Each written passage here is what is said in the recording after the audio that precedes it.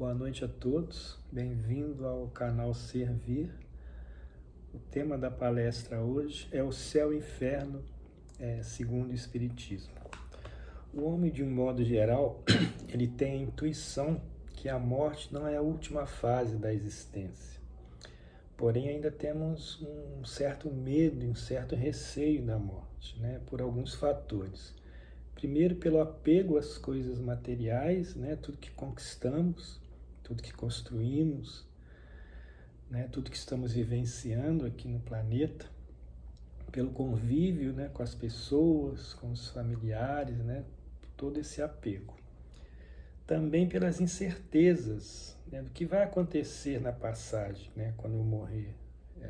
Eu vou sentir dor, vai ser doloroso, quem vai me receber? Será que eu consegui viver bem? Será que eu cumpri aquilo que Deus me confiou? E o outro fator é o instinto de conservação. É uma lei natural, a lei de conservação. Sem essa lei, a gente poderia negligenciar a vida, não cuidar bem da vida, não valorizar a vida. Então, tudo isso faz a gente ter um certo medo e receio da morte.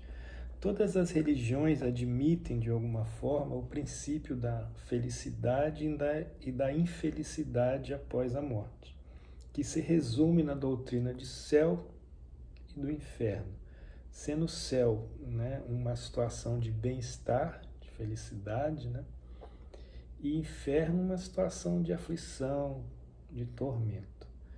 Então, nessa palestra, nós vamos falar, o objetivo dessa palestra é esclarecer sobre o nosso destino após a morte do corpo, a situação real da alma segundo o Espiritismo. Então, vamos falar da situação do espírito após a morte do corpo, sob a luz da doutrina espírita. Existem dois princípios básicos do Espiritismo que nós vamos comentar aqui como uma introdução ao assunto principal, que é o céu e o inferno. Primeiro, a imortalidade da alma. Após a morte do corpo, continuaremos a existir como espíritos. Então, logo, existem duas realidades. A dos espíritos encarnados, aqui nesse planeta, e dos espíritos desencarnados, encarnados aqui e em outros planetas também. E a reencarnação, que é o segundo princípio básico, tornar a encarnar para uma nova vida, que tem como objetivo o aperfeiçoamento dos espíritos. O destino de todos é a perfeição espiritual, é a felicidade plena, é a purificação. E a vida na matéria, quando estamos encarnados, ela propicia as oportunidades e experiências para o aprendizado necessário do espírito. Então, estamos num mundo de provas e expiações. Então, provas, a gente sempre tem essa visão de futuro, aquisição de novos conhecimentos, desenvolvimento de virtudes, do aprendizado, aquilo que, como no colégio, você se esforça, você passa por uma prova e avança para a série seguinte. Expiações é o sofrimento pelo qual estamos sendo infligidos pelo fruto de nossos próprios erros. Como a gente poderia explicar a expiação? É quando a gente já não tem forças para caminhar sozinho, quando a gente precisa de voltar ao caminho do progresso, mas não tem mais vontade, não tem mais força, não está perdendo a capacidade, são os vícios, a ociosidade. Então, precisa de uma força maior que tire esse espírito encarnado ali daquela situação e volte ao caminho do progresso. Só que isso tem um preço, é um pouco mais dolorido, vamos dizer assim. Muitas vezes o corpo ele sofre para a purificação do espírito, para que ele possa voltar ao caminho do progresso. E o progresso dos espíritos é um fruto do próprio trabalho do espírito. Mas como nós somos livres, nós trabalhamos no nosso adiantamento com maior ou menor atividade. Então podemos avançar de forma mais rápida ou de forma mais lenta, mas todos irão avançar. Por isso as expiações muitas vezes são necessárias, porque precisamos avançar. E quando não conseguimos, vem essa força extra, mas que acaba trazendo um sofrimento maior. E como surgiu a definição de céu? Céu é um espaço que circunda a Terra, isso é no latim, né? Parte que está acima do nosso horizonte. Os antigos acreditavam na existência de muitos céus, né? Escalonados em diversos degraus de bem-aventurança, né? Então, no último degrau, felicidade plena, né? Assim surgiu a expressão de estar no sétimo céu, para exprimir, né, a perfeita felicidade. Isso tudo aconteceu na época que se acreditava que a Terra era o centro do universo, então, as épocas bem antigas, medievais mesmo. E como surgiu a definição de inferno? Né? Isso veio das palavras de Jesus. Então, Jesus dizia que a alma culpada sofreria tormentos em suas culpas, depurando-se como lixo queimado na jena. Então, que é sofrendo tormentos para eliminar suas mazelas. Ele comparava ao lixo queimado na jena. E Jena é um vale onde eram oferecidos sacrifícios e mais tarde o local se tornou um lixão. Queimavam cadáveres de presidiários, de malfeitores e etc. Então os teólogos medievais, naquela época, interpretaram essa comparação de Jesus como sendo o inferno.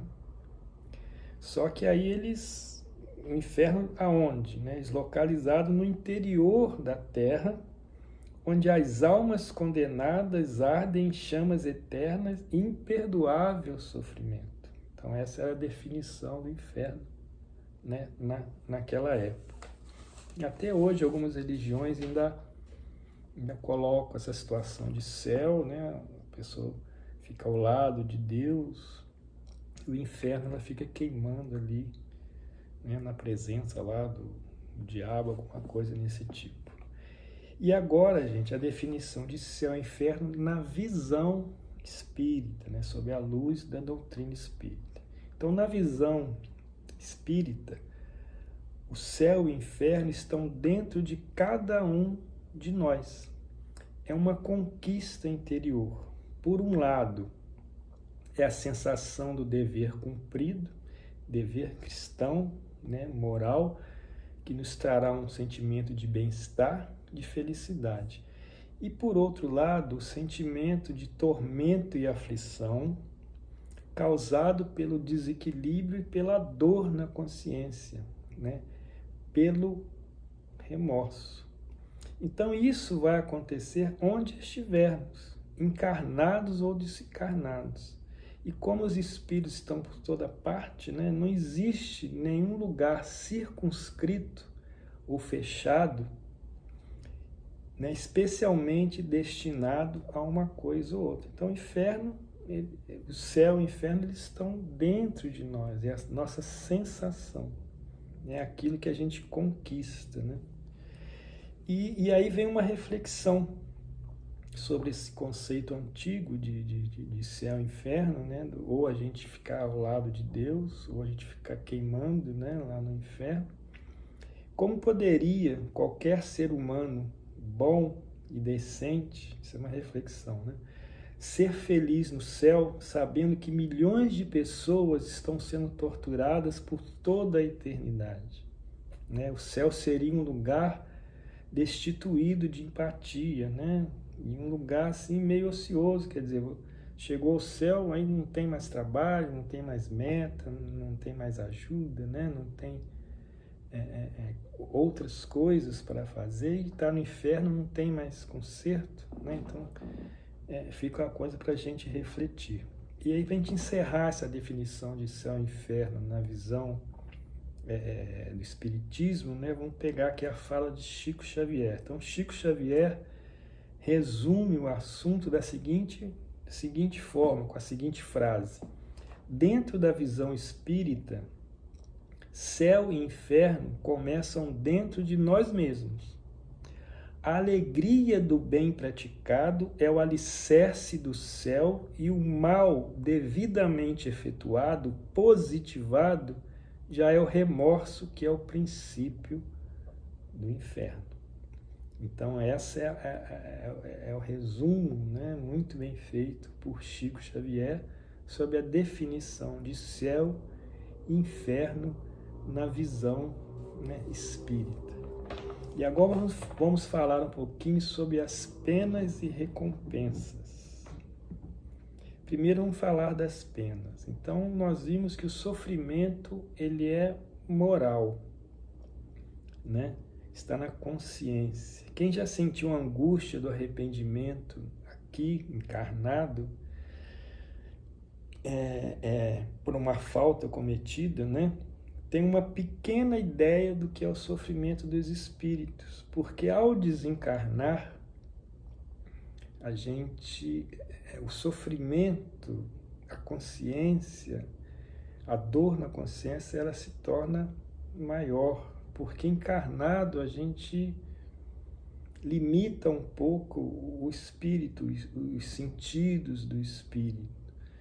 Quando o espírito ele não está com essa massa, né, com esse corpo, a sua lembrança melhora, os seus sentidos melhoram, né, e ele percebe os erros e aquilo que ele deixou de fazer e sofre muito mais. Aqui a gente tem as armadilhas, né, materiais, o visual, né, os gozos materiais, que nos distrai um pouco da consciência. Mas lá no espírito não, o espírito é pensamento, né? Não tem matéria mais. Então o espírito vai se equilibrando, vai tomando consciência do que ele fez de errado ou que ele deixou de fazer errado, e ele sofre muito mais de que quando está encarnado. Por isso que muitas vezes o espírito ele trabalha e busca acelerar até seu processo de reencarnação, para ele poder corrigir, para ele poder consertar, para ele poder aprender encarnado, né, passando pelas experiências do mundo material, para ele se livrar dessa dor na consciência. Muitas vezes até ele planeja sua própria expiação aqui na Terra, né? Senão eu tenho dificuldades, mas eu quero voltar ao caminho do progresso, eu quero me sentir bem, né? Eu quero me sentir mais feliz, eu quero acabar com essa dor na consciência.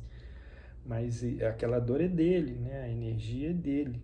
Então ele precisa passar por provações, por aflições, para aprender, desenvolver virtudes, corrigir o mal e aí sim se livrar dessa dor, né, na consciência. A gente precisa entender que toda a imperfeição do espírito, ela traz consigo as aflições próprias do processo de aprendizado. São as expiações, as provas que passamos, né? São consequências naturais inevitáveis, ou seja, toda energia que eu deposito no mundo, ela é minha. Então, se é uma energia boa, eu vou ter o resultado, as recompensas. Se ela é ruim, eu vou ter que tratar ela de alguma forma, né? Então, as imperfeições do espírito traz consigo as aflições próprias do processo de aprendizado. E daí vem um conceito de purgatório, que é essa limpeza, essa purificação, né? E esse aprendizado, ele faz parte da programação da reencarnação. Então podemos dizer que esse purgatório está aqui mesmo, no planeta Terra, né? Onde a gente começa o processo, né, de purificação, de aprendizado, passando por aflições que correspondem às minhas imperfeições, aquilo que eu preciso, né, aprender. E existe a situação de quando a gente desencarna, quer dizer, após a morte do corpo, o espírito ainda não tem uma noção completa de suas falhas, né? E aí vem o conceito, né, de umbral. O que seria umbral, né? É um ambiente espiritual que representa o estado da consciência dos espíritos que vivenciaram atitudes e comportamentos contrários aos princípios do amor. Então, a existência do umbral é vista como uma consequência do livre-arbítrio mal aplicado, né? Eu decido o que eu faço da minha vida, mas no momento que eu tomo decisões erradas, né, essa energia não é minha. Eu vou ter que uma hora entender o que eu fiz de errado para iniciar o meu processo de purificação. E a função do umbral é justamente essa, é permitir que os espíritos possam compreender os seus equívocos e suas limitações e iniciar o trabalho para superá-las.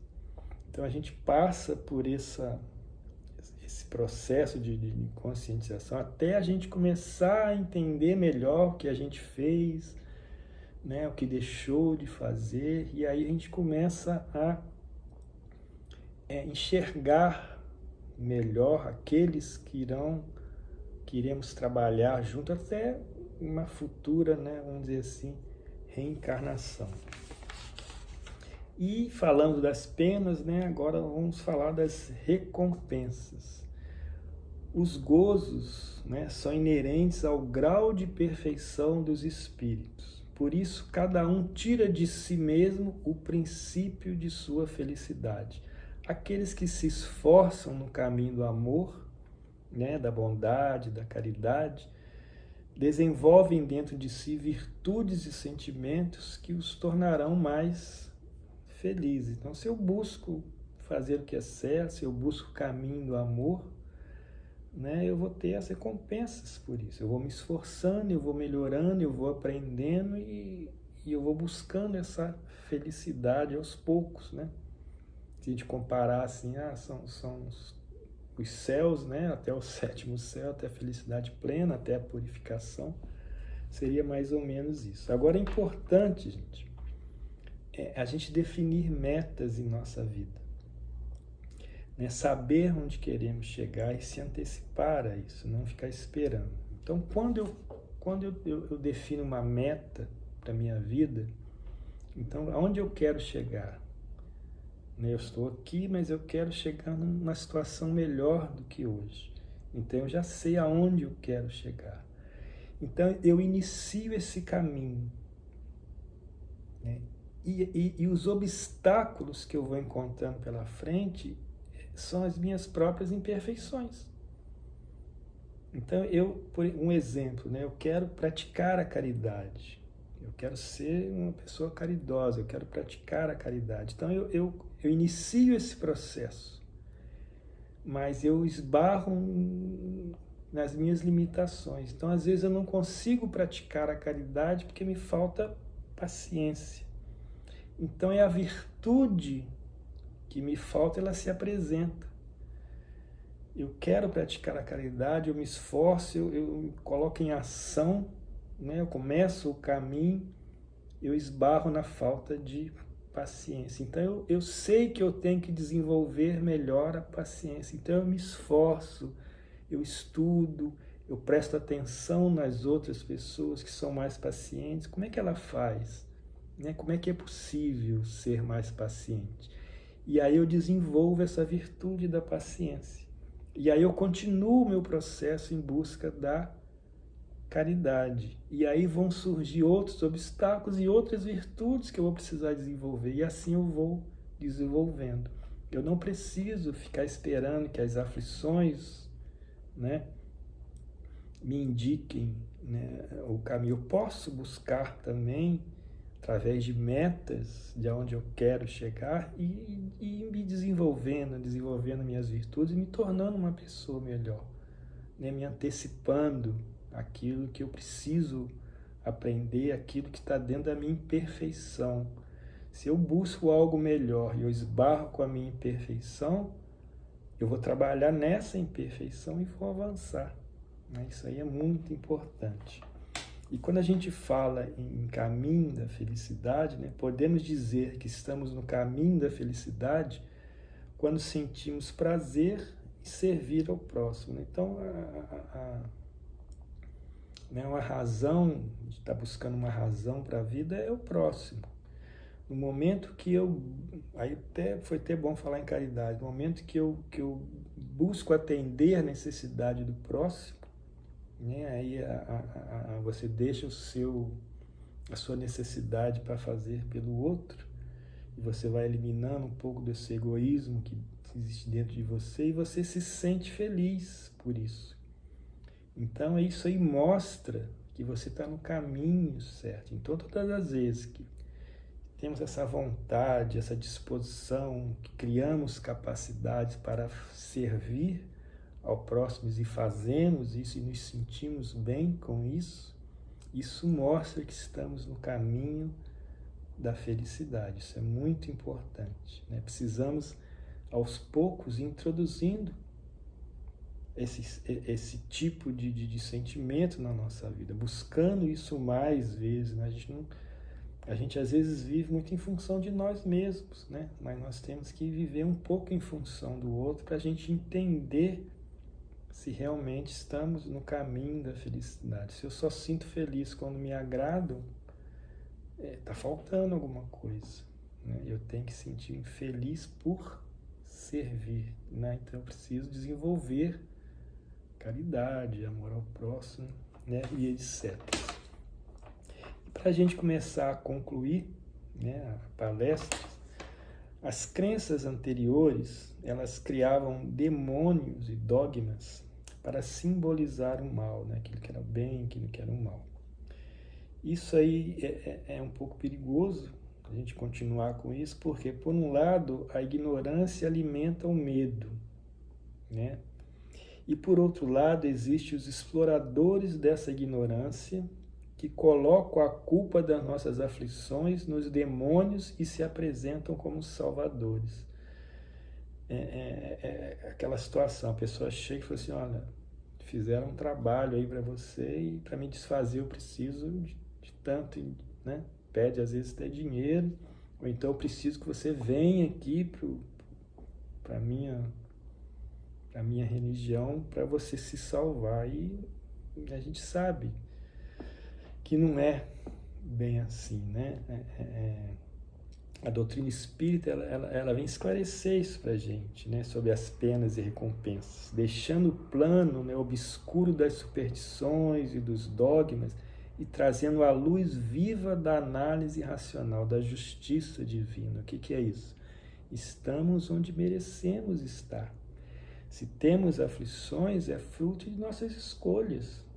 Precisamos trabalhar, precisamos melhorar o nosso interior para termos um futuro melhor, né? A culpa não é do demônio, a culpa é nossa.